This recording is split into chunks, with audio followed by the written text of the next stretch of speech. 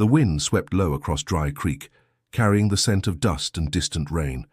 It was near midnight when Sheriff Amos Cutter heard the hooves, slow, dragging, barely audible. He stepped out of the jailhouse, lantern raised, eyes narrowed toward the dark horizon. The town slept behind him, its silence heavy and brittle. Then he saw him. A lone figure slumped over a tired horse, swaying, barely holding on. The rider's face was shadowed, but the blood trailing down his arm told enough.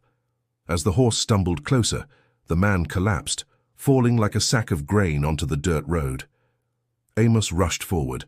Up close he saw the beaded necklace, the braided black hair, the leather tunic stained red. An Apache. Young, barely breathing. "Damn," Amos muttered, looking up the road. No sign of pursuit, no witnesses, just the creak of the saloon sign and the long, quiet night. He knelt and checked the wound, a bullet high in the shoulder.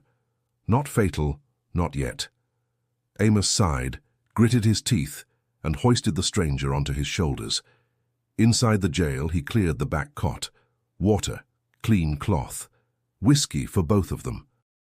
The young Apache moaned faintly as Amos worked, but didn't wake. The door creaked.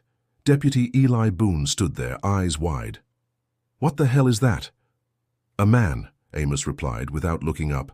"That's an Apache," Boone growled. "You gone soft in the head?"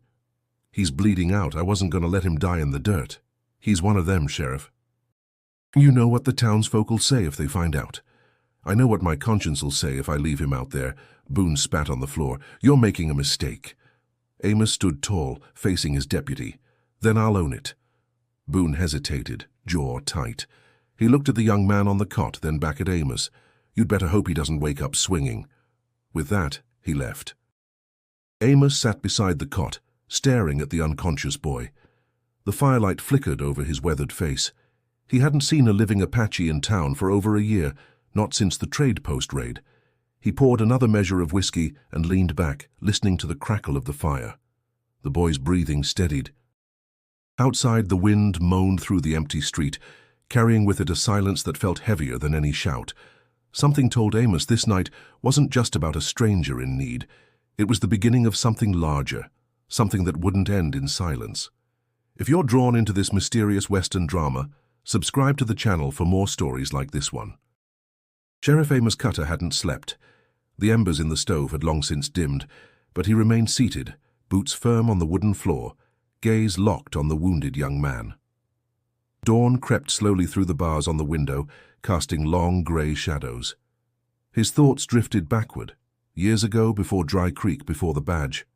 Back to Tennessee, to a battlefield soaked in blood and fear. Among the dead and dying, one face remained vivid. Dakota, a Shawnee scout who'd saved Amos's life twice and vanished the third time they went out together. Amos had never found his body, just tracks leading away from the river. He'd always wondered. Now, staring at this injured Apache, he felt that same old weight in his chest. A debt never paid.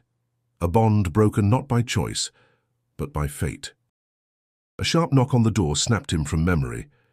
Ruth McAllister stood there, a basket in her arms, eyes sharp as ever. "Heard you brought trouble into town." Amos raised an eyebrow. "That news travels fast." "In a town this small?" "It gallops." She stepped inside, set the basket down. Bandages, bread, dried apples. "You planning to keep him hidden in here forever?" "I don't know what I'm planning yet," Amos admitted. Ruth folded her arms. "You trust him?" "I trust that he's hurt and alone." "That's not what I asked." He didn't answer. She glanced at the boy. "Folks are nervous, you know how they get." "I do." "And Boone's already stirring the pot." Amos nodded grimly. "Let him stir." "I'll deal with it." Ruth leaned closer. "You're risking more than just your job, Amos." "I've made peace with that." "No," she said, voice low. "You haven't. You're still chasing ghosts." Their eyes met, old truths flickering between them. Then she turned and walked out, leaving the basket behind. As the door closed, the jailhouse felt colder. Amos looked again at the Apache, at his bandaged shoulder, at the steady rise and fall of his chest. The boy was young, too young to have seen the worst of war, but old enough to carry its echoes. Outside, Dry Creek stirred. A shopkeeper unlocked his door. A horse snorted. But in the saloon, murmurs had already begun, suspicion, fear, the first sparks of something heavier. Inside the jail, Amos sat back, shoulders heavy with years and regret. This wasn't about one wounded boy anymore. It was about a town still haunted by old battles and a sheriff still trying to outrun his own. The first sign came with silence, too deep, too sudden. The usual morning clatter of hooves and gossip was gone. Amos noticed it as he poured his coffee, the quiet stretching long enough to raise the hairs on his neck. Then came the knock. Deputy Boone burst in without waiting. "You better come outside." Amos followed, boots heavy on the steps. The sun had just crested the eastern hills, casting gold across Dry Creek's main street.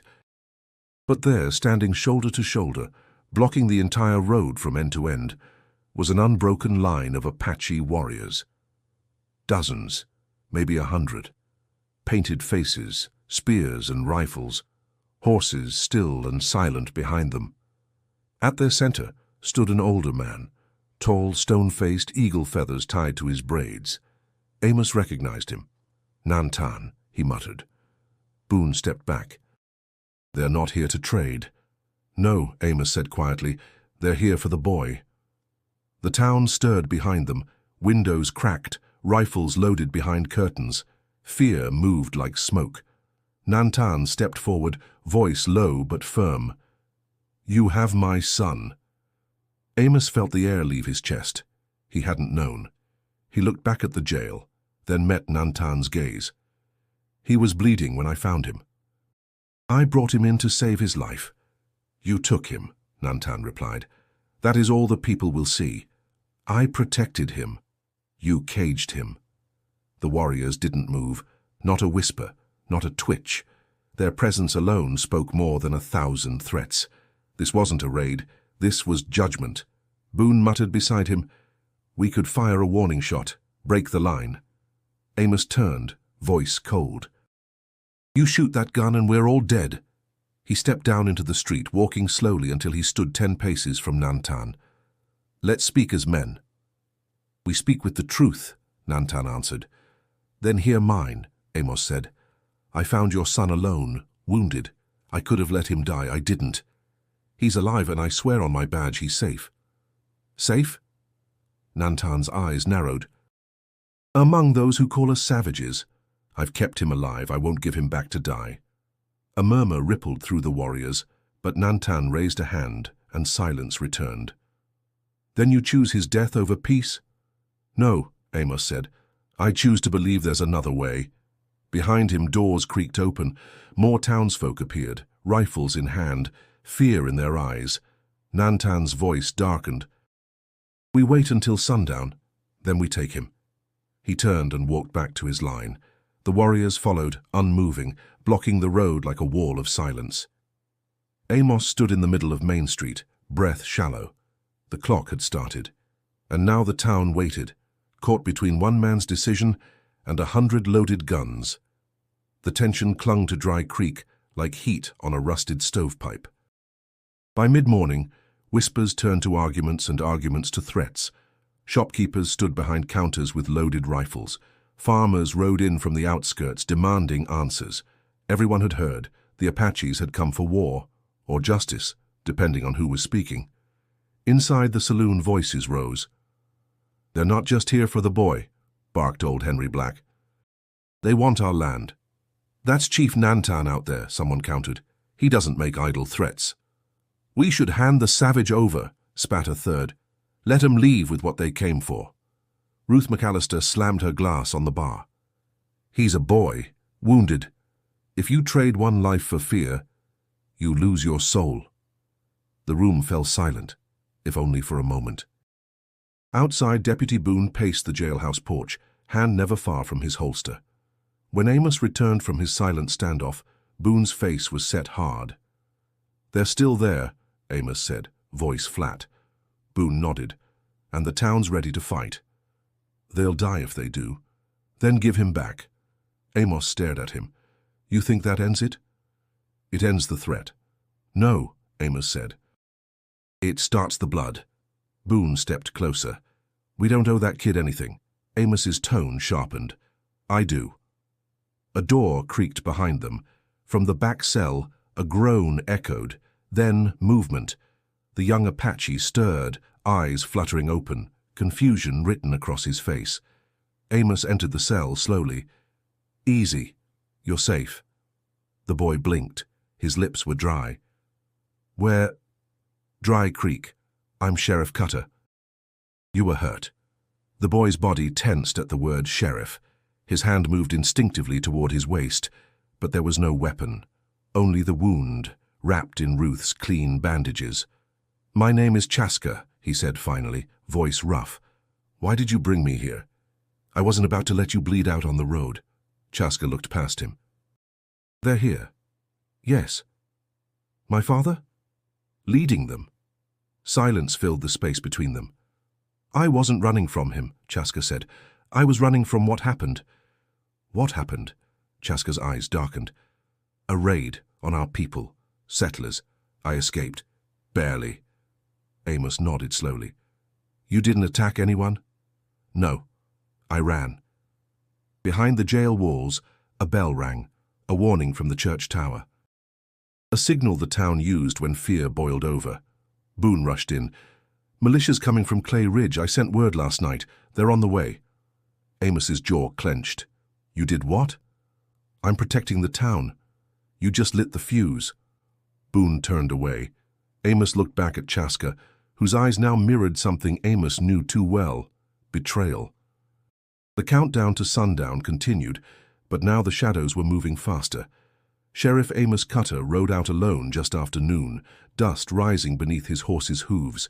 He followed Chaska's whispered directions, north of the ridge, where the boy said the massacre had taken place.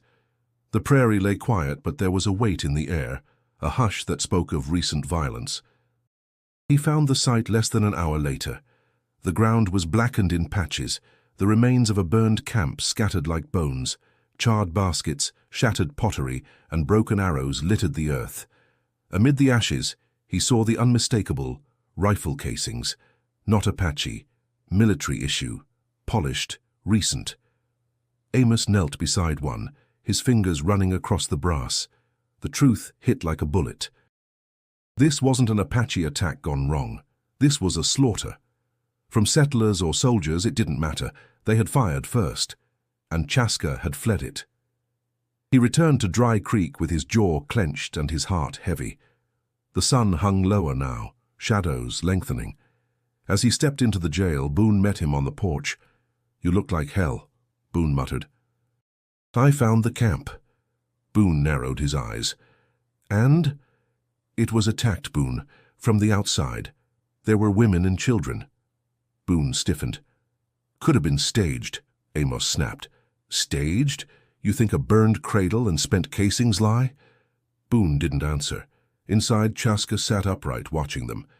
Amos opened the cell. I saw it, he said. I believe you.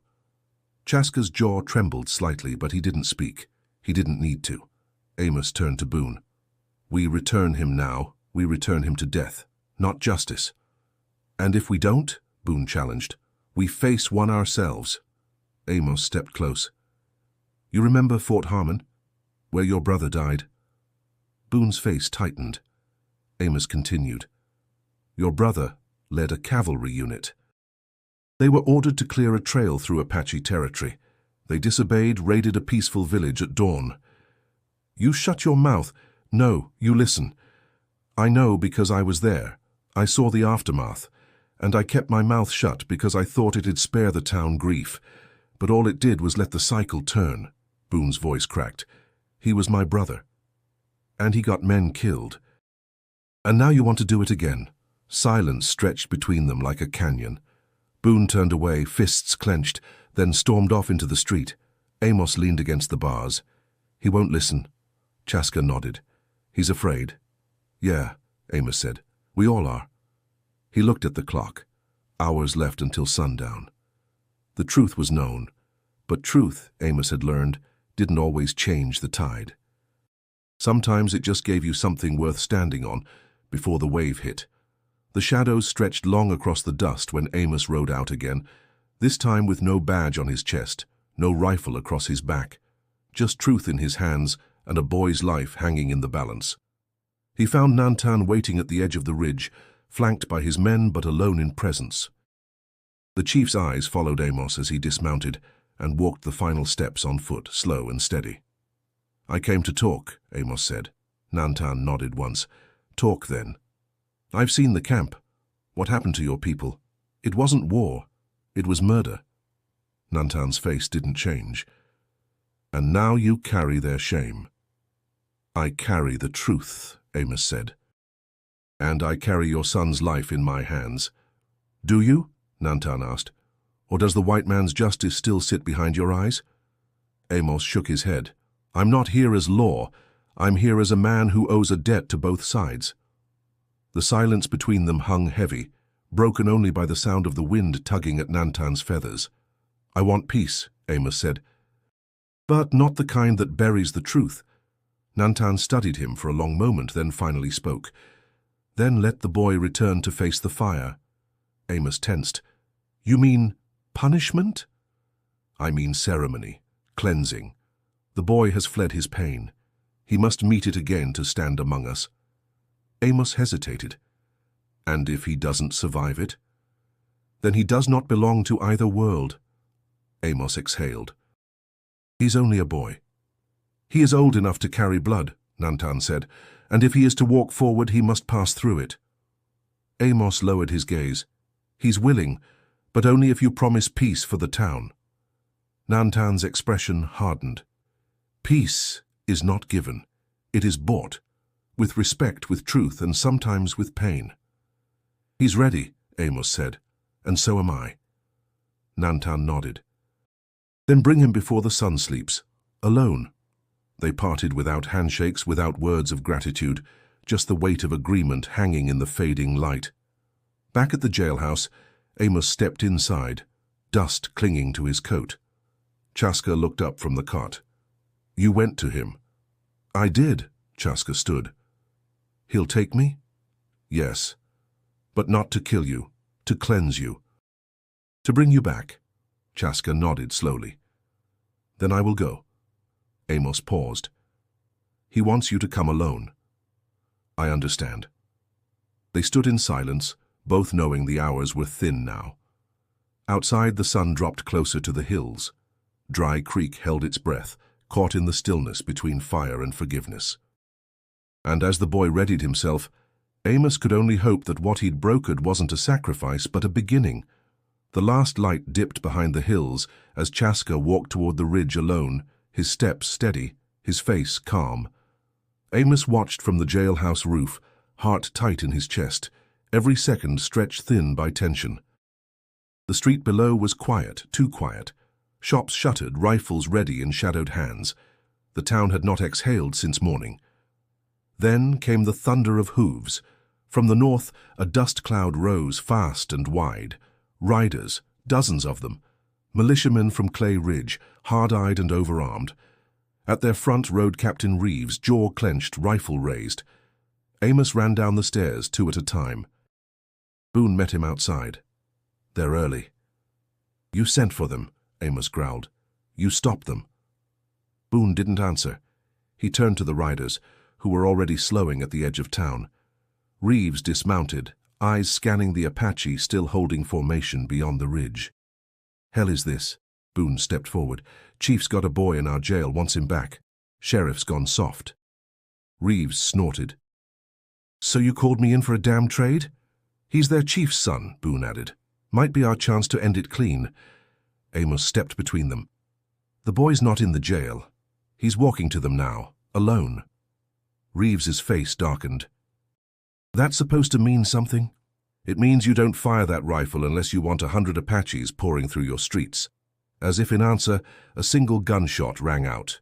Not from the militia, not from the Apaches, from one of the town's rooftops. A young militiaman, jittery with nerves, had fired into the distance, maybe at a shadow, maybe at nothing. The Apaches reacted instantly. A battle cry tore through the silence. Warriors charged forward. The militia panicked, rifles cracked, horses screamed. Amos shouted, but the sound was lost in the roar of chaos. Chaska turned mid-step, caught between his tribe and the town, watching the world split open. He sprinted toward the ridge, dodging bullets, eyes wide with horror. Amos dove behind a barrel as a slug tore through the sign above him. Ruth called out from behind her store, pulling 2 children to safety. Boone fired blindly from behind a trough, face pale with fear. It was madness, fire in every window, smoke thick in the street. And yet somewhere amid it all a strange thing happened. An Apache warrior tackled a militiaman who was about to shoot Ruth. Not to kill, to stop him. Moments like that flickered through the chaos. Hesitation, protection, restraint. And Amos, wounded in the shoulder, bleeding but breathing, saw what Boone never had. This wasn't war, it was a failure of trust. But it wasn't too late. Not yet. Smoke still curled through the air as the gunfire faded. Dry Creek lay bruised and broken, shattered windows, trampled dust, the smell of blood hanging thick as fog. Bodies dotted the street, some townsfolk, some Apache, some militia. No one had won. No one could. Amos stumbled from behind the trough, gripping his shoulder. Blood soaked through his shirt, but he stayed upright, eyes scanning the wreckage. Ruth emerged from behind her store, face smudged with soot, clutching a broken lantern. Their eyes met in silence. Relief, sorrow, gratitude. From the ridge, the Apache retreated, not in defeat, but in control. They hadn't pushed further. They defended, not invaded. That fact mattered more now than ever. Boone was on his knees near the saloon, hands over his head, weapon lost in the dirt. A figure stood over him, Chaska breathing hard, dust streaked across his face. Boone looked up, expecting vengeance. Instead, Chaska dropped his knife. "I could kill you," he said, "but I won't." Boone stared, chest heaving. "You're not worth it," Chaska said. He turned and walked away. Amos made his way over, one step at a time. "You didn't have to do that." Chaska didn't turn around. "I did." Inside the church, the injured were gathered. Ruth tore linen, poured whiskey, gave orders like a general. No one questioned her. She found Amos and dragged him to a pew. "You look like you got trampled by a buffalo," she muttered, checking his wound. He winced. "Feels like it too. You still think this town's worth saving?" "I think it just started saving itself." She paused, then nodded once. Outside, the surviving townspeople began emerging. No one shouted, no one blamed. They simply moved together, cleaning, lifting, helping. By evening, a different kind of quiet settled. Not fear, not guilt, something closer to humility. Later, Nantan approached the edge of town. Amos met him halfway, Ruth at his side. "Your son lives," Amos said. "I know," Nantan replied, "and your town still stands." Neither spoke of the fallen. Not yet. Ruth stepped forward. "What happens now?" Nantan looked out at the shattered buildings, the flickering lanterns, the people tending both Apache and settler alike. "Now," he said, "we see if peace can hold longer than fire." He turned to leave. "Wait," Amos called. "Boone, he needs to answer for what he did." Chaska stepped forward from the shadows. "He already has." Amos nodded. Nothing more needed saying. As the Apaches melted back into the darkness, Dry Creek remained, not untouched, but not lost. And somewhere deep in the silence that followed, hope took root. At sunrise, the town gathered in front of the church. The pews had been pulled outside, lined up like courtroom benches. Amos stood on the steps, arm in a sling, face drawn from pain and long hours. He looked over the crowd, faces bruised, bandaged, humbled. Boone sat at the edge, quiet, broken, eyes fixed on nothing. Amos took a breath. "I need to speak plainly," he began, "because silence got us here." No one moved. The boy we sheltered, Chaska, did not bring war to this town. Fear did. Assumptions did. And yes, my own silence did. He paused, scanning the faces. "Years ago, I saw a massacre. Settlers, soldiers, it doesn't matter now. What matters is, I said nothing. I let that truth rot because I thought peace depended on comfort. His voice tightened. But comfort is not peace. Comfort hides rot. Peace takes courage. It demands honesty. It demands we look our neighbors in the eye and say, I see you, I hear you, and I will not lie to protect my shame. A murmur of agreement stirred. Ruth stood behind him, arms crossed, eyes proud. I kept the boy safe, Amos said. Because he was innocent, I would do it again. And if you want a sheriff who punishes the wounded to appease the fearful, then you'd best vote me out now. Silence. Then someone clapped, slow, steady. Then another. The sound swelled, not loud, not wild, just enough to say, we heard you. Nantan appeared at the edge of the street, standing alone. Amos met his gaze across the dust. There was no anger there, no accusation, only recognition. Nantan raised a hand. Peace is not signed, it is lived.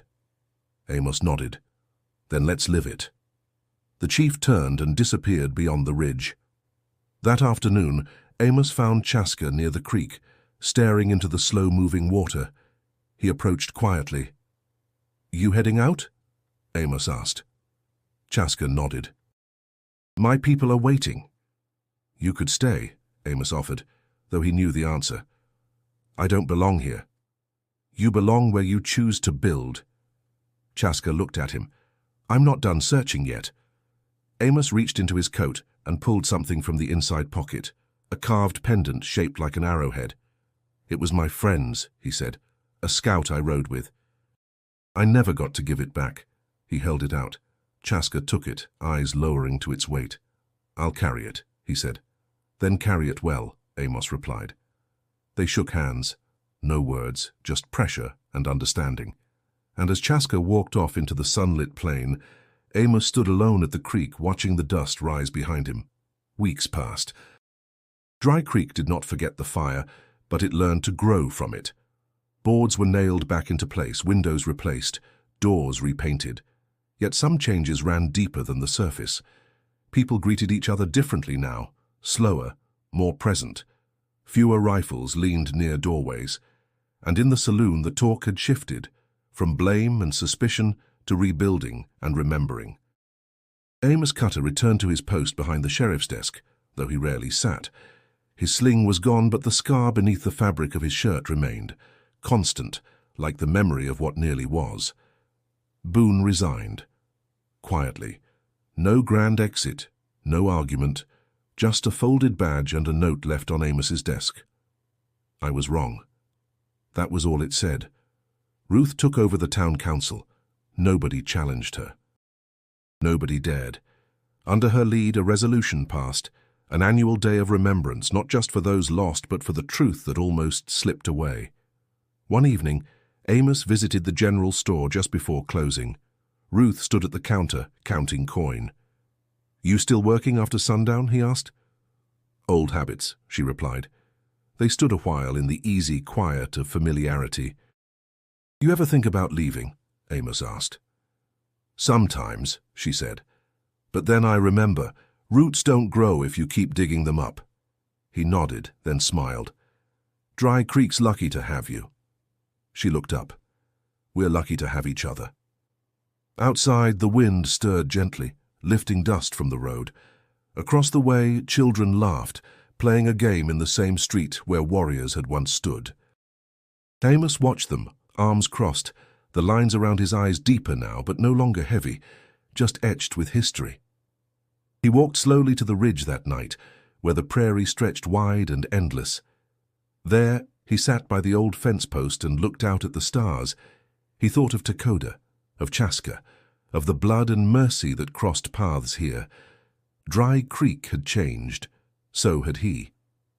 And maybe that was the true mark of peace. Not silence, not treaties, but change, earned and lived. As the moon climbed higher, he tipped his hat back and breathed deep the night. The story wasn't over. Not here. Not yet. If you felt the weight of this Western tale, don't forget to subscribe for more powerful stories like this one. And if you want to hear what happened when a lone outlaw saved the town he once tried to burn, Click the video now appearing on your screen.